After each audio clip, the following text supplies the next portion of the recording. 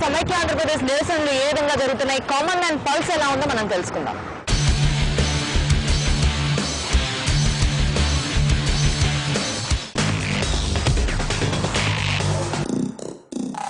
So ఇంతకు ముందు చెప్పినట్టుగా మనం కర్నూలుకి వచ్చాం కదా. ఇక్కడ కర్నూలులో సమైక్యాంధ్ర నినాదాలు మారుమోగుతున్నాయి. ఇక్కడ మనతో పాటు ఈ రోజు టీజీ వెంకటేష్ గారు ఉన్నారు. అసలు ఈ సమైక్యాంధ్ర గురించి ఆయన ఏమంటారో ఆయన మాటలను విందాం. సార్ చెప్పండి, కర్నూలులో ఈ సమైక్యాంధ్ర గురించి ఆందోళన ఏ విధంగా జరుగుతోంది? మీ వెనకాలంతా చూస్తుంటే చాలా ఎక్కువగా జరుగుతోంది. మీ ఒపీనియన్ ఏంటి? అసలు ఇక్కడ ఎలాంటి ఇది జరుగుతోంది? కర్నూలు ఒక మూల స్తంభం ఈ సమైక్య ఆంధ్రప్రదేశ్కు. ఎందుకంటే గత 9 సంవత్సరాలుగా, ఇది 10వ సంవత్సరం, రాయలసీమ హక్కుల ఐక్యవేదికగా నిరంతరం సమైక్యవాదాన్ని వినిపిస్తూ హక్కుల పోరాటం చేస్తున్నది. ఆంధ్ర ప్రాంతంలో కానీ రాయలసీమ ప్రాంతంలో కానీ సమైక్యవాదానికి పూర్తిగా బలోపేతం చేశామన్నమాట. ఈ దుస్థితి ఎందుకు కలిగిందంటే అపోజిషన్ పార్టీస్ ఉన్నాయి. రాష్ట్రంలో ఉండే ప్రతిపక్ష పార్టీలు అంటే నేషనల్ పార్టీకి సంబంధించిన స్టేట్ లీడర్లు కావచ్చు, లేకపోతే స్టేట్లో ఉండే అధినాయకులు, ప్రతిపక్ష అధినాయకులు కావచ్చు, అందరూ ఏక కంఠంతో తెలంగాణ ఇవ్వాలనుకోవటం జరిగింది. ఈరోజు ప్రతిపక్షాలు ధైర్యం చాలక మాట మార్చి ఒక లెటర్ ఇచ్చారు విజయమ్మ గారు. ఏమని ఇచ్చారు?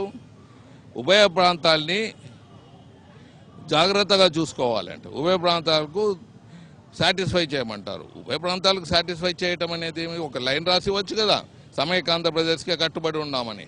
అలా ఆమె ఊరే ఇవ్వలేదు. చంద్రబాబు నాయుడు గారు కూడా ఈవేళ కూడా చంద్రబాబు నాయుడు గారు మాకు 4 లక్షల కోట్లు ఇవ్వండి అంటే 4 లక్షల కోట్లు ఇవ్వండి విభజనకు ఒప్పుకున్నట్లే కదా. నారాయణ గారు ఈ ప్రాంత నాయకుడు, ఆయన కూడా అంతే, కమ్యూనిస్ట్ నాయకుడు, తెలంగాణ ఇచ్చేయాలని కోరుతున్నారు.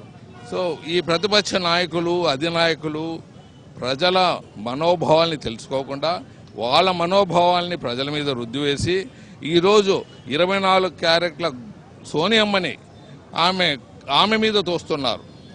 అసలు సిసలు మన ఇంటిలో బంగారు ఉండాలి కానీ మన ప్రతిపక్ష నాయకులందరూ ఇలా తయారై లెటర్లు ఇచ్చి ఏకాభిప్రాయంతో ముందుకు పోయి ఇప్పుడు ఢిల్లీ మీద రుద్దడం అది తప్పని నేను తెలియజేస్తున్నాను. ఇప్పుడైనా ప్రతిపక్ష నాయకులు మీరు మీ వ్యవస్థ, మీ కార్యకర్తలకు కరెక్ట్గా చెప్పి మీరు చేసిన తప్పును ఒప్పుకొని సమైక్య ఆంధ్రప్రదేశ్గా కట్టుబడి ఉంటామని చెప్పండి.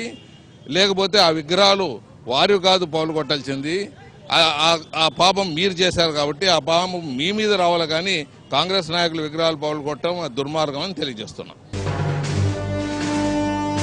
సో ఇప్పటి వరకు మనం టీజీ వెంకటేష్ గారి ఒపీనియన్ కూడా తీసుకున్నాము.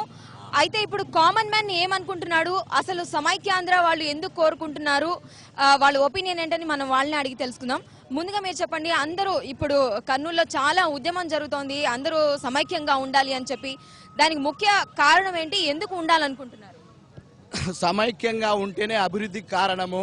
పిల్లల భవిష్యత్తు కానీ రాబోయే తరాల వారికి కానీ జలాల గురించి, వ్యవసాయం గురించి అన్ని విధాల సమైక్యంగా ఉంటేనే మా అభిప్రాయం. మేము కర్నూలు జిల్లా కుర్వ సంఘం తరఫున సమైక్యంగా ఉండాలని మా కుర్వ సంఘం తరఫున మేమంతా ఉద్యమం చేస్తున్నాం.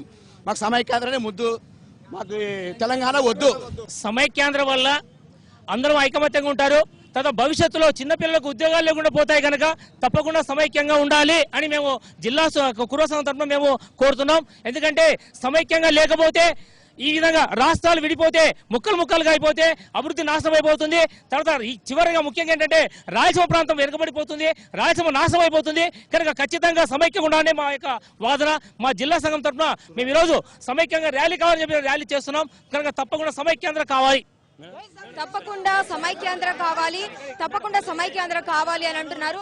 రాష్ట్రం ముక్కలు అయిపోతే అభివృద్ధి జరగదు అని చెప్పి కావాలని సమైక్యాంధ్ర కావాలని అంటున్నారు. ఇక్కడ మరికొంతమంది ఉన్నారు, వాళ్ళని అడిగి తెలుసుకుందాం అసలు వాళ్ళ ఒపీనియన్ ఏంటి, వాళ్ళు ఎందుకు కావాలని అనుకుంటున్నారండి. ఇప్పుడు వీళ్ళందరూ చెప్పారు సమైక్యంగా ఉంటేనే అభివృద్ధి జరుగుతుంది అని చెప్పి. ఏంటి, ఎలాంటి అభివృద్ధి జరుగుతుంది, కర్నూలుకి ముఖ్యంగా ఎలాంటి అభివృద్ధి జరుగుతుందని మీరు అనుకున్నారు? 1 by 1 వస్తానండి. కర్నూలుకి ముఖ్యంగా వాటర్ సమస్య ఎక్కువ ఉంది అండి. వాటర్ సమస్య ఇక్కడ కర్నూలు ఇప్పుడు మన సమైక్యాంధ్ర ఉంటేనే ఈ సమైక్యాంధ్రలోనే మేము వెనకబడి ఉన్నాం రాయలసీమ వాళ్ళం. ఇప్పుడు కర్నూలు పాతగా రాజధాని ఉండింది, ఆ రాజధాని కూడా తీసేసి అక్కడ పెట్టేసి అక్కడ రాజధాని బాగా డెవలప్ చేసుకున్న తర్వాత ఇప్పుడు మాకు కావాలంటే మా రాయలసీమ వాళ్ళు వెనకబడిపోయినాము. ఈ నుంచి ఇక్కడ కర్నూలు జిల్లా నుంచి కోస్టల్ వరకు చూడండి, ఒక 200 ఉద్యోగాలు ఇచ్చే ఒక ఫ్యాక్టరీ ఉందేమో ఆలోచించమండి. సమైక్య ఆంధ్ర కోరుకున్నది తెలంగాణ వాళ్ళు, మేము కాదు. 56లో వాళ్ళ ముఖ్యమంత్రి బూర్గల రామకృష్ణారావు గారు రిజైన్ చేసి మాకు అంటే సీమ ఆంధ్ర ప్రజలకు ముఖ్యమంత్రి పదవి ఇస్తామంటే మనం వెళ్ళి వాళ్ళతో కలిసాం.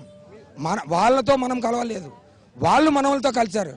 ఇప్పుడు ఆర్థికంగా, సామాజికంగా, ఎడ్యుకేషన్ పరంగా మనల్ని వాడుకొని అంటే సీమాంధ్ర ప్రజలను వాడుకొని ఈరోజు తంతే పోవడానికి మేమేం దద్దమ్మలమా? మీరు ఆలోచించండి, మీడియా ఆలోచించండి, ఒక్కసారి చరిత్రను వెనక చదవండి.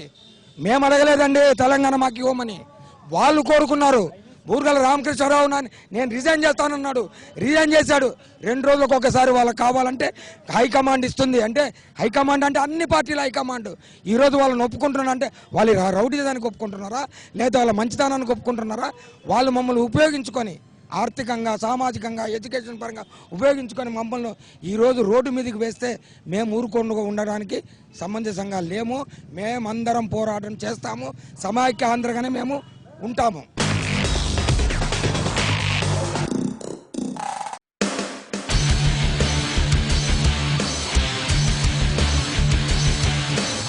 తెలుగు తల్లి లాగా తయారయ్యి ఎంచక్కగా సమైక్యాంధ్రకి మద్దతు తెలుపుతూ ఈ అమ్మాయి ఇక్కడ ఊరేగిస్తూ ఉన్నారు. వీళ్ళందరూ వాళ్ళ ఒపీనియన్ కూడా ఇందాక మనం తెలుసుకున్నాము. ఏంటి, ఎందుకని సమైక్యాంధ్రకి నువ్వు ఇంట్రెస్ట్ చూపిస్తున్నావు? What is the reason?